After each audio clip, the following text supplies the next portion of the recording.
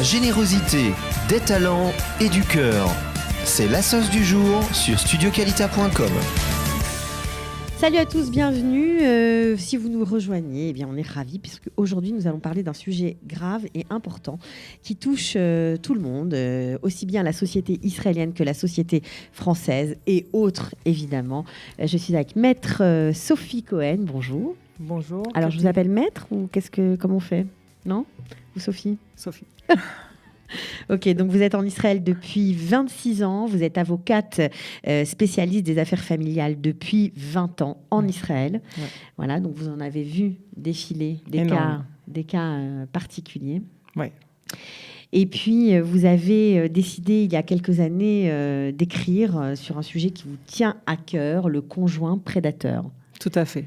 Voilà, donc en fait, vous avez écrit, c'est plutôt sur le pervers narcissique, comme on dit. Voilà, un sujet dont on parle beaucoup en France actuellement, dont on ne parle pas du tout par contre en Israël, bien que ce soit un sujet qui concerne énormément de personnes, comme vous l'avez dit. Et le but, c'est d'arriver à faire monter la moudaout, c'est-à-dire la prise de conscience face à la gravité des mécanismes que représente en fait quand on tombe sur des personnes comme ça.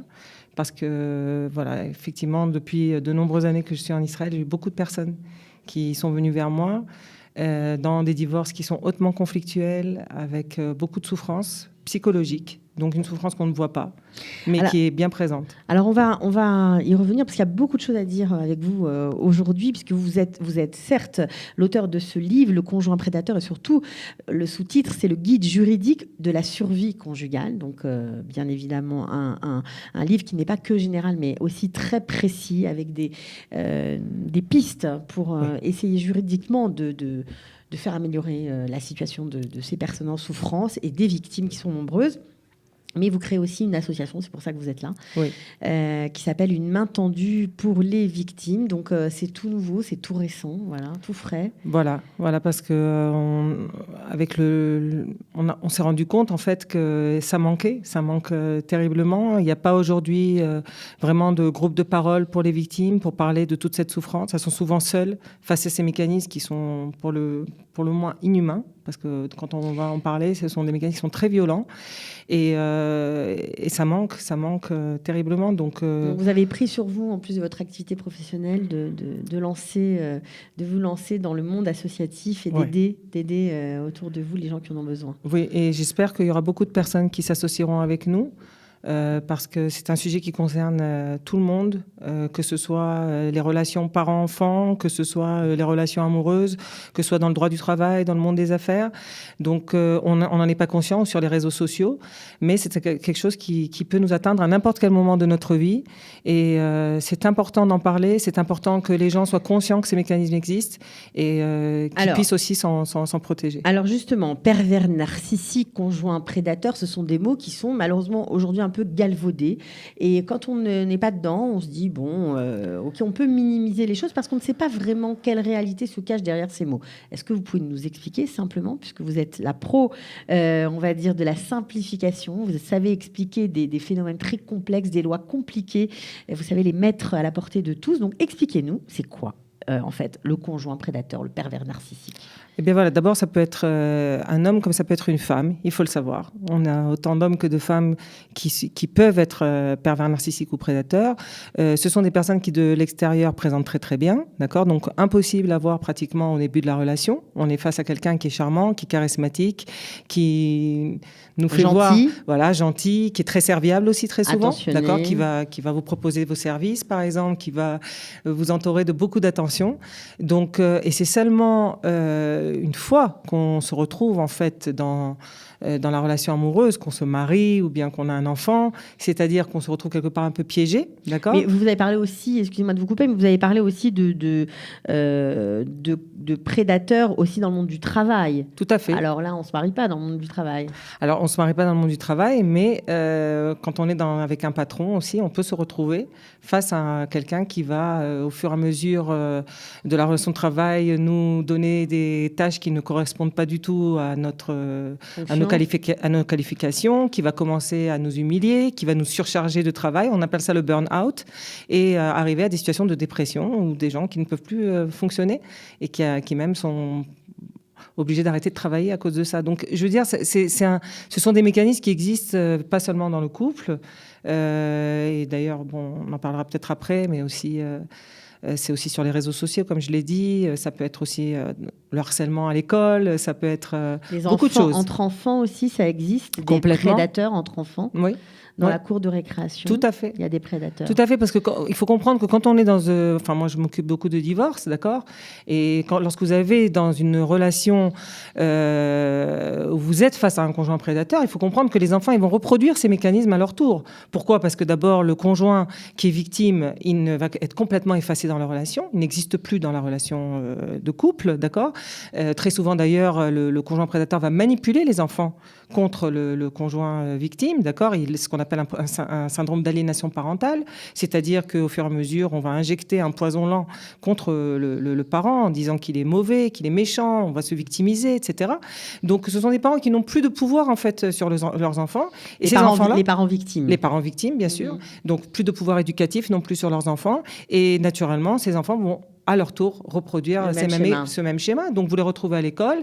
Et naturellement, à l'âge de l'adolescence, 12-13 ans, ça peut être violent, puisque vous êtes aujourd'hui face à des réseaux sociaux. Donc, ça peut être un enfant qu'on commence à prendre pour cible, qu'on commence à harceler, qu'on montre du doigt, on dit du mal de lui, et puis au fur et à mesure on l'isole, plus personne ne veut jouer avec lui à la cour de récréation, on se moque de lui. Ça peut aller loin, c'est ce qui amène les cas bien sûr connus aujourd'hui, ces jeunes sur les réseaux sociaux qui se sont fait harceler, qui se sont fait victimiser, qui se sont suicidés à la fin. Tout à fait. Et très souvent, on n'est pas conscient. Et en Israël aussi. Oui, et on n'est pas conscient de la gravité de ce que vit l'enfant au même moment. Et c'est pour ça aussi que le but de l'association, c'est aussi de faire des programmes de prévention pour que dans les écoles, on parle de cette violence psychologique, pour que les enfants ne puissent pas se faire manipuler par d'autres enfants, pour qu'ils apprennent à repérer ces mécanismes, pour qu'ils savent ce que c'est la violence psychologique et à quel point ça peut être destructeur pour une autre personne. Alors, vous avez commencé à décrire le prédateur comme quelqu'un de charmant, passionnant, serviable, etc. Alors, à quel moment ça bascule ? Eh bien, justement, ça bascule une fois qu'on est marié ou une fois qu'on a un enfant. Pourquoi ? Parce que le prédateur, c'est exactement comme dans le monde animal, hein, c'est-à-dire que le piège, il se referme sur la proie sans qu'elle s'en rende compte. Donc c'est violent, ça a l'air de rien, mais les enfants, c'est quelque chose qui est terrible parce qu'il y a de l'affect, il y a beaucoup d'amour qu'on donne à ses enfants, et naturellement, lui, le prédateur n'a pas d'affect, il n'a pas d'empathie. Donc, pour celui qui est victime de ces mécanismes, il va tout faire pour protéger ses enfants. Il va être même prêt à se sacrifier, à rester dans une relation qui est toxique pour lui, seulement pour protéger ses enfants. Et donc, le prédateur, c'est là où il peut montrer son vrai visage, où Dr Jekyll se transforme en Mr Hyde. Et là, on commence avec la terreur psychologique, on commence avec l'instrumentalisation, on commence avec les réflexions insidieuses. Mais alors, pourquoi ça ne se voit pas ? Eh bien, justement, parce que le prédateur, il n'agit que entre quatre yeux. Il n'agit jamais à l'extérieur. À l'extérieur, c'est la personne qui est parfaite. Il va même aider les autres, il va être charmant. Vous êtes angoissante aujourd'hui, oui, Sophie mais Cohen. Sophie Cohen, elle s'occupe tous les jours de victimes. Et je pense qu'il est temps vraiment qu'il y ait une prise de conscience, qu'il y ait une mobilisation générale face à ce problème. Parce qu'on ne peut pas laisser... vous savez, on dit en hébreu « kulanu arevim zeleze ». D'accord ? C'est-à-dire qu'on est tous solidaires les uns des autres. On ne peut pas laisser se dire on laisse les autres avec leurs problèmes et c'est tout. C'est important parce que vous parlez d'un sujet qui n'est pas tellement évoqué dans la société israélienne. Oui. Et pourtant, ça existe puisque malheureusement, vous le voyez tous les jours. Ça peut aller loin. Ça va loin après. On a des faits divers tous les jours qui concernent des mécanismes comme ça, où on a même des enfants, dans certains cas de divorce très conflictuels, qui deviennent des victimes au premier degré. C'est-à-dire que le conjoint peut arriver même à porter atteinte aux enfants. À les tuer. C'est arrivé. C'est arrivé. C'est arrivé, oui, dans le cas où la personne veut divorcer, on punit le conjoint. On punit le conjoint de vouloir partir et on s'attaque aux enfants. Et on les tue. Eh oui. Donc ça va loin, ça peut aller loin. Alors vous avez, je l'ai dit, c'est un guide aussi juridique de la survie conjugale et en même temps pour atteindre les prédateurs. Mais il y a quand même des lois, notamment je pense une loi en France qui existe contre le harcèlement. C'est puni pénalement. Il y a aussi des lois dans ce sens-là en Israël ou pas ? Alors très peu. Très, très peu. C'est ça qui est aussi difficile pour les victimes. D'abord, il y a un problème, et je n'arrête pas de le dire, mais un problème de formation des professionnels de la justice qui n'est pas aujourd'hui, qui n'existe pas. Donc, pour les victimes, c'est très compliqué parce que non seulement elles ont été victimes pendant des années de mécanismes de violence psychologique, donc elles sont complètement à bout, physiquement et psychologiquement, parce qu'il faut bien comprendre que dans un processus de destruction psychologique, ce sont des personnes qui sont en grande souffrance, mais encore quand elles arrivent devant les tribunaux, elles doivent prouver qu'elles sont les victimes.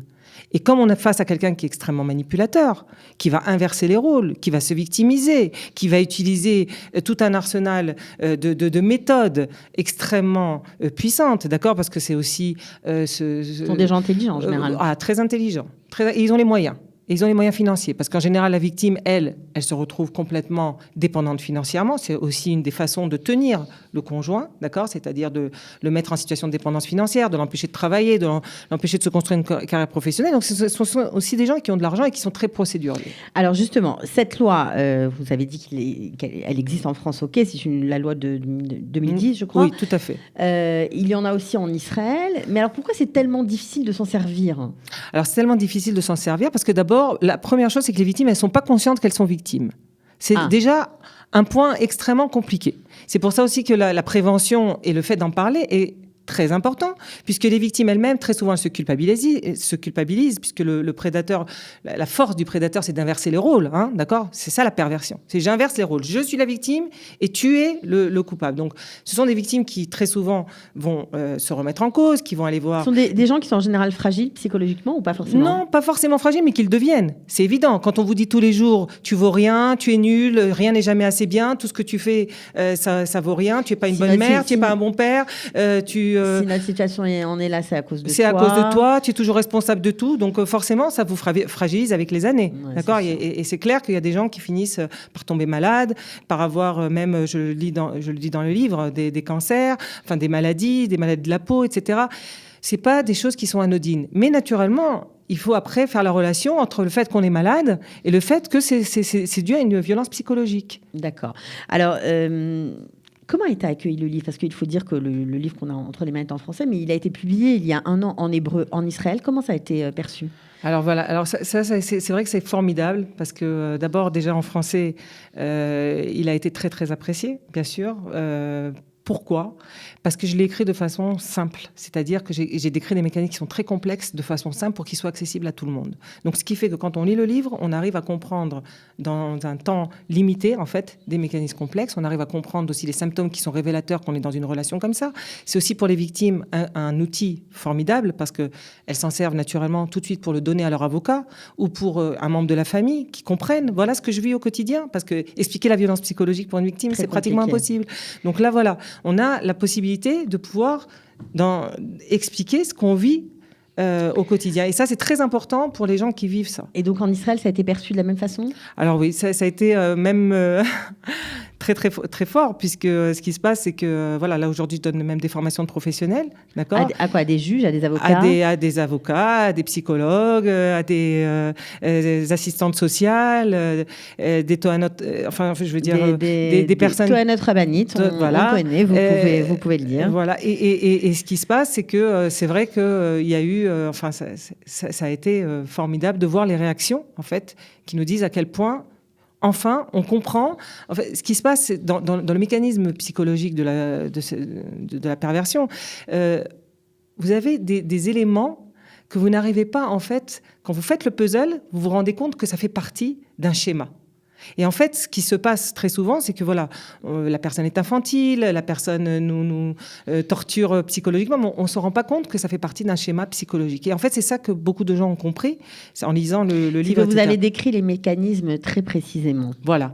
Et en fait, ça leur permet ensuite de comprendre dans leur ensemble, parce que chaque élément pris séparément a l'air anodin. C'est quand on a toute la photographie qu'on comprend en fait.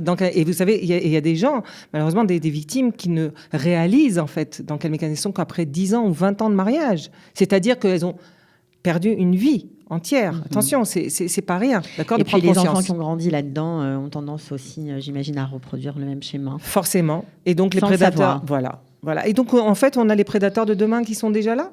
Pourquoi ? Parce que, naturellement, ce sont des enfants qui sont en grande souffrance, à qui on impose très souvent de choisir entre deux parents, d'accord ?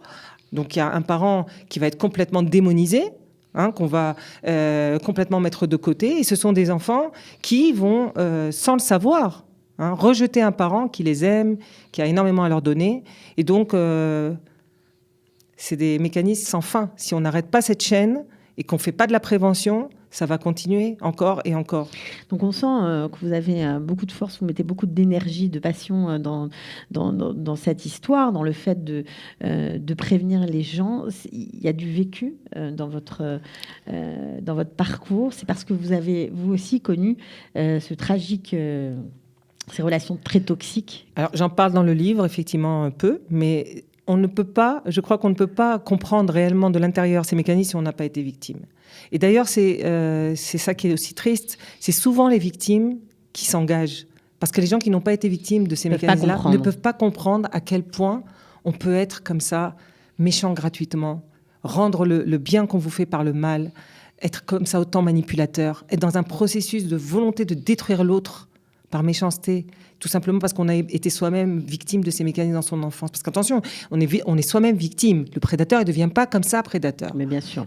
Il a lui-même été victime de ces mécanismes dans son enfance. Ce sont des enfants qui n'ont pas été aimés. Ce sont des enfants qui n'ont pas été acceptés. D'accord ? Et c'est pour ça aussi qu'il y a tout un travail aussi à faire auprès des parents, pour qu'il y ait une prise de conscience, pour qu'on arrête de reproduire ces schémas-là. Et ça, aujourd'hui, c'est encore, ça manque. Ça manque, il faut le faire. Bon, en tout cas, aujourd'hui, on voit que vous êtes une jeune femme bien dans vos baskets et surtout tout à fait aguerrie. En plus, vous aidez les autres. Et là, franchement, bravo. Surtout qu'en Israël, on n'a vraiment pas on n'est pas habitué à ce genre de discours, ce genre d'honnêteté et à parler de ces sujets-là qui touchent à la famille. Dans le pays de l'enfant roi, c'est aussi difficile d'aborder ce genre de questions. C'est tout à votre honneur. On est aussi dans une société qui est devenue très narcissique, attention. Tout ce qui se passe avec Facebook, cette volonté d'être toujours au premier plan, de se faire voir, etc. Attention, c'est une société qui devient comme ça, qui devient avec très peu d'empathie, qui est dans ce système-là d'être... les enfants aujourd'hui vivent dans cette perversion sans qu'on le sache. Alors, qu'est-ce qu'on fait si on a envie de vous aider ou de rejoindre l'association ? On like une page Facebook, justement ? Alors voilà, justement, d'abord, on est en train de créer une page Facebook aussi pour cette association. Qui s'appelle Une main tendue pour les victimes. Voilà. Mais pour l'instant, on peut vous contacter sur le conjoint prédateur ? Oui, on peut me contacter aussi par Kalita et qui nous transmettra. Maintenant, on fait aussi une conférence le mardi 21 novembre à la bibliothèque de Ramoth, rue Canetti au numéro 6. On parlera de la violence psychologique justement dans le couple, dans les relations familiales, au travail et sur les réseaux sociaux. Voilà. Parce que c'est aujourd'hui en hébreu aussi, c'est très important. Faut comprendre que quand on est au Hadash aussi, on est une proie idéale pour les prédateurs. D'accord ? Les jeunes filles qui arrivent en Israël, par exemple, et qui sont seules, sans famille, sont des proies idéales. D'accord ? Puisque le prédateur, il va sur les personnes qui sont faibles ou qui ont une faiblesse. Qui ont une fragilité, on va dire, en tout cas. Une fragilité ou une faiblesse, même temporaire.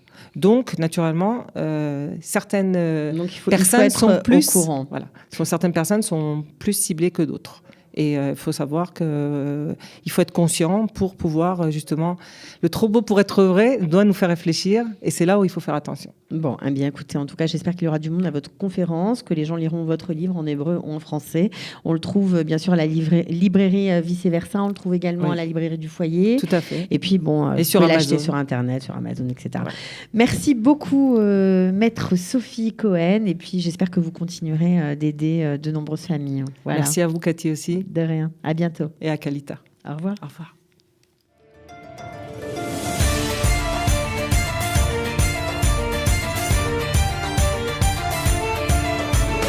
De la générosité, des talents et du cœur, c'est la sauce du jour sur studioqualita.com.